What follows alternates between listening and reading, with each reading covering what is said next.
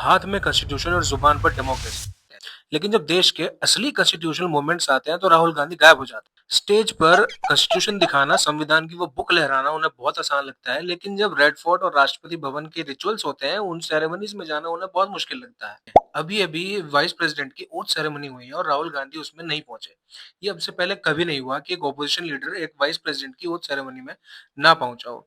लेकिन कुछ अनयूजुअल होना, कुछ नया होना राहुल गांधी के लिए कोई नई बात नहीं है। पिछले ही महीने जो 15 अगस्त के सेलिब्रेशन थे, इंडिपेंडेंस डे के सेलिब्रेशन के दिन भी राहुल गांधी उपस्थित नहीं हुए थे। हाथ में संविधान की कॉपी लेकर घूमने वाले राहुल गांधी के मन में उस बुक के और इस नेशन के प्रति कितनी सम्मान है, कितना सद्भावना है, ये इसी से पता चल जाता है।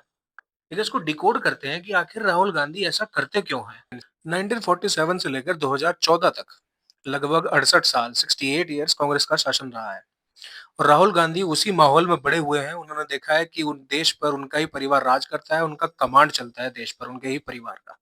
उनके परिवार ने इतने लंबे समय देश पर राज किया है, तो वो इस देश को अपनी जागीर समझते हैं। ही considers himself a crown Prince. 1947 से 1977 तक, फिर 1980 के बाद 1989 तक, और उसके बाद 2004 से लेकर 2014 तक। हालांकि ये अलग बात है कि 2000 यूपीए 1 और यूपीए 2 के टाइम पे 2004 से 2014 तक वो सरकार सोनिया गांधी चलाती थी।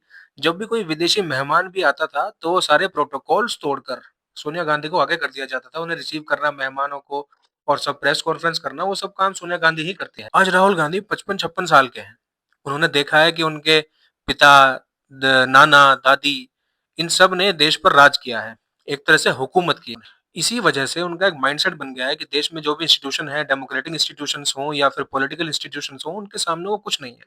उनसे सुप्रीम कोर्ट सवाल नहीं कर सकता, उनसे इलेक्शन कमीशन सवाल नहीं कर सकता, उनसे संसद सवाल नहीं कर सकती। वो सबसे ऊपर है, जो वो कहे वही कानून है। इसलिए जब भी ऐसा लगता है उन्हें कि ये जो इंस्टीट्यूशंस हैं उनकी बात नहीं सुन रहे हैं, तो उन्हें लगता है कि ये सब बिक चुके हैं। आज उन्हें जगह-जगह अदालतों में पेश होना पड़ रहा है। उन्होंने तो वो समय देखा है कि जब वो कैबिनेट से पास किया हुआ प्रस्ताव बड़ी प्रेस कॉन्फ्रेंस में सबके सामने फाड़ देते थे। 11 साल से देश की जनता उन्हें ये बता रही है कि आपका परिवार फर्स्ट फैमिली, स्पेशल फैमिली नहीं है, आम फैमिली है, लेकिन ये उन्हें अभी नहीं दिखाई दे रहा। ये फैमिली और राहुल गांधी यह मानकर चलता है कि हमारा तो जन्म ही हुआ है इस देश पर राज करने के लिए।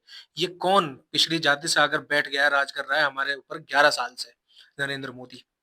ये कैसे बैठ गया है? और इसी वजह से यही वो फ्रस्ट्रेशन है जो उनके बयानों में, उनकी बातों में दिखाई देती है। और बार-बार चाहे बाहर की मदद लेना हो, चाहे यूएस से हेल्प लेनी हो, चाहे चाइना से हेल्प लेनी हो, वो इस कोशिश में लगे हैं भरपूर कि किसी तरह से इस सरकार को डिस्टेबल किया जाए, सरकार को गिराया जाए और खुद वे प्रधानमंत्री पद की कुर्सी पर अपने आप को बैठा हुआ देख सकें।